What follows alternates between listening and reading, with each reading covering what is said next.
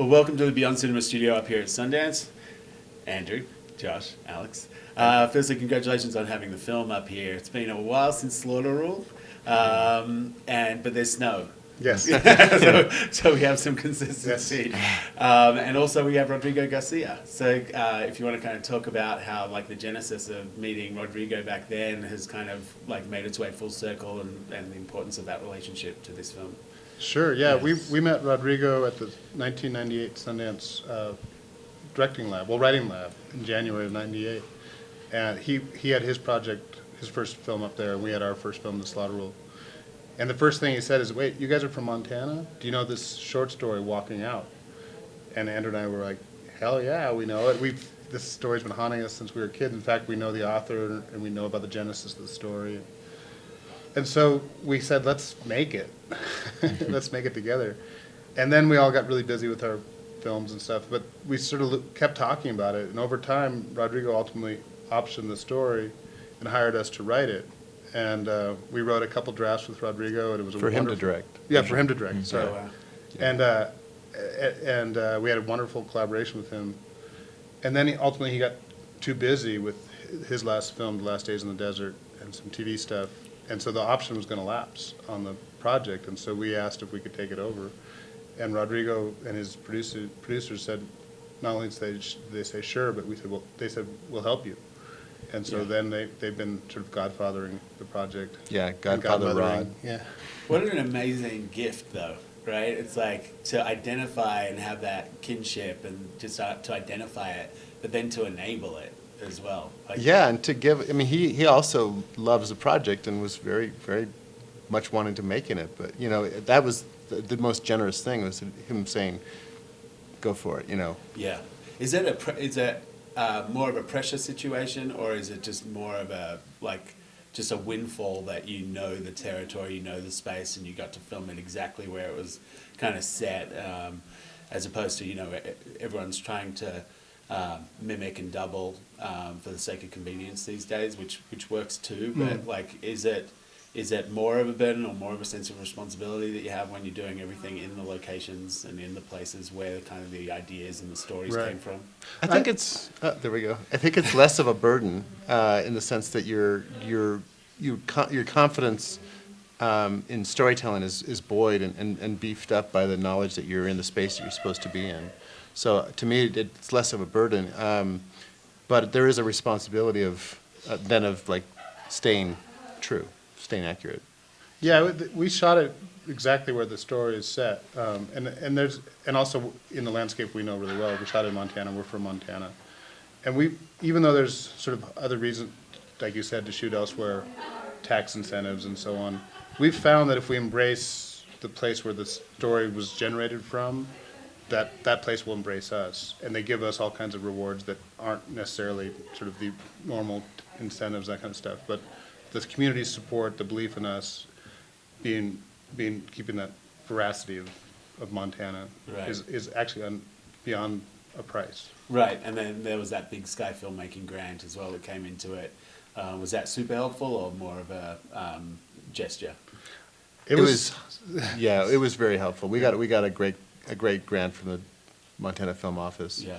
A substantial amount of financial assistance. And then, as Alex is saying, there's the intangibles, and then I think Josh can talk to just, you know, being put into a space that's 360 degrees. Yeah, when it helps to act cold and miserable when you're cold and miserable. You know?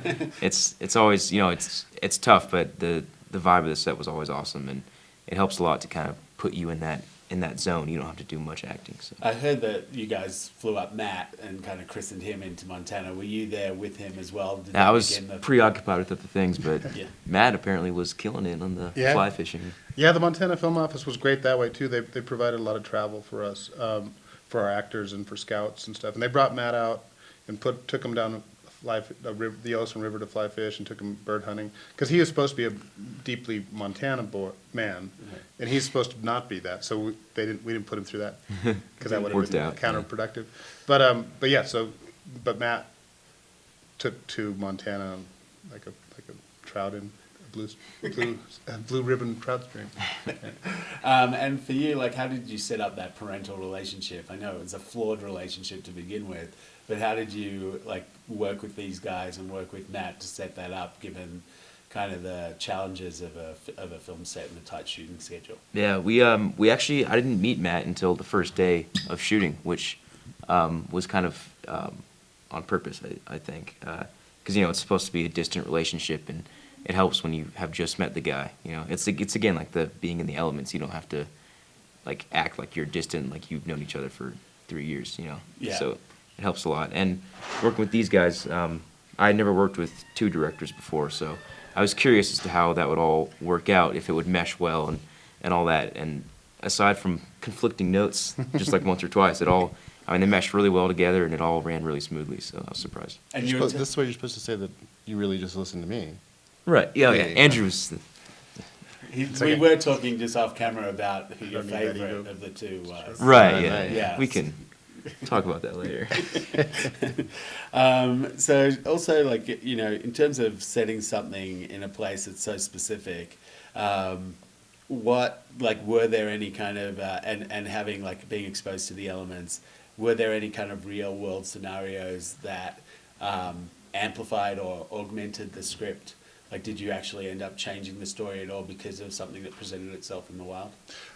Yeah, there was one day that we were shooting up in the Highlight Canyon up the Bridger Mountains outside of Bozeman, and we had scheduled sort of some hiking stuff, but a blizzard like we're getting right now outside here hit us, and we scrambled and we threw a different scene, a big scene of him and Matt in sort of this heroic moment for Josh at them, and they rolled with it, and we captured it while this two huge scenes in the film are with this deep snow everywhere around them have become iconic. Yeah. And so that was that kind of thing. With Montana, you kind of have to adapt with the film, whatever the film and nature gods give you. Yeah. There was another day that the axle broke on our 55 Land Rover that was the prop car, which is another character in the film, really. And we were going to rely on that car for the rest of the day for some traveling shots. So one of my favorite scenes in the film was actually played in part because we couldn't move the car, and so we had the stillness between Matt and Josh. So One question that I like to ask, because it seems to provide some, like, kind of identifying a moment in a film where someone had a connection, is like whether you took something off set that from this experience, some physical identifier, some souvenir from the set. Alex, I know you don't live in Montana anymore, right? You're in New Right. York.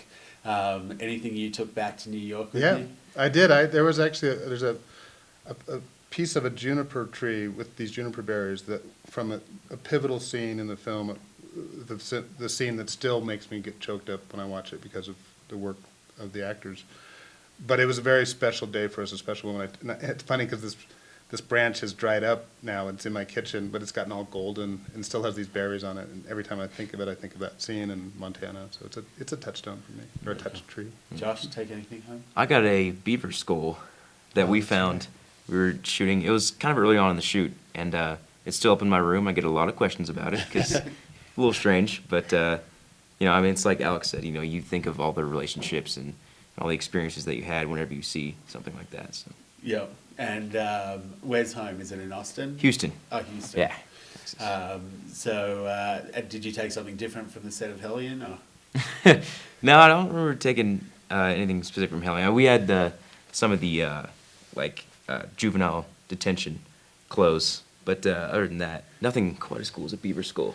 He already had some juvenile detention clothes. I was going to say Right. that house. I used my thought the backups house as- arrest, the cuff on your film Yeah, was yeah. real. Yeah. You also took It back was- some bruises and some. Yeah, I'm a character actor. Yes, sir.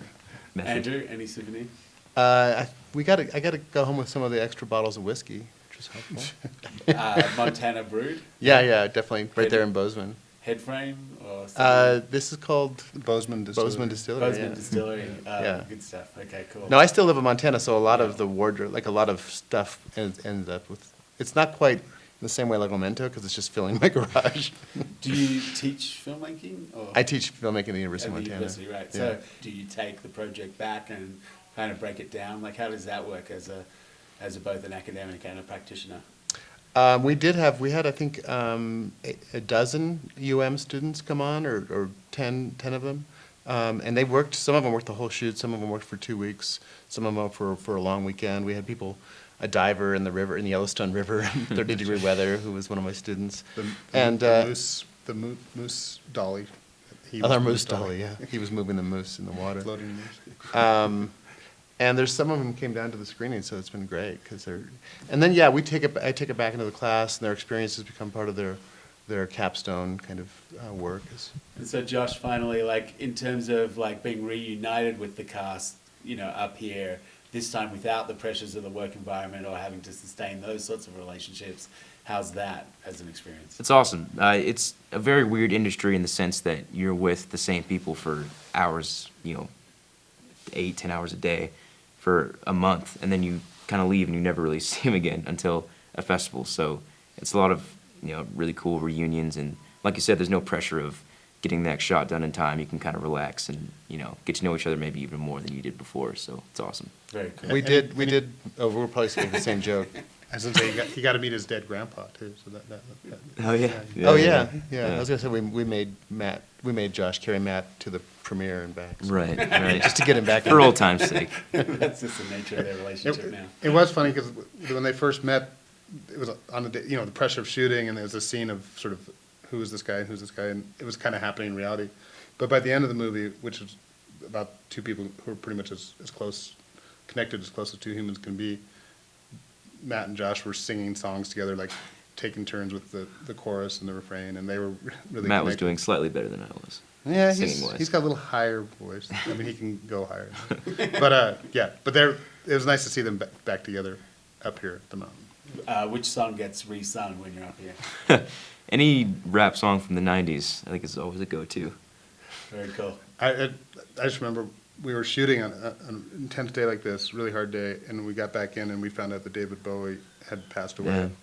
And on the drive back, there was a bunch of us crammed into this Suburban, going through the storm and stuff. And Youngblood here started singing some Bowie, and it was a very beautiful moment. And it was about sort of keeping things alive, keeping the spirit of stuff alive, and it fit with the movie and the time. And it was a year ago. Yeah. Very cool. All right, well, thanks for coming up here and spending a few minutes with us. Congratulations again. Thank Look forward you. to seeing you guys soon.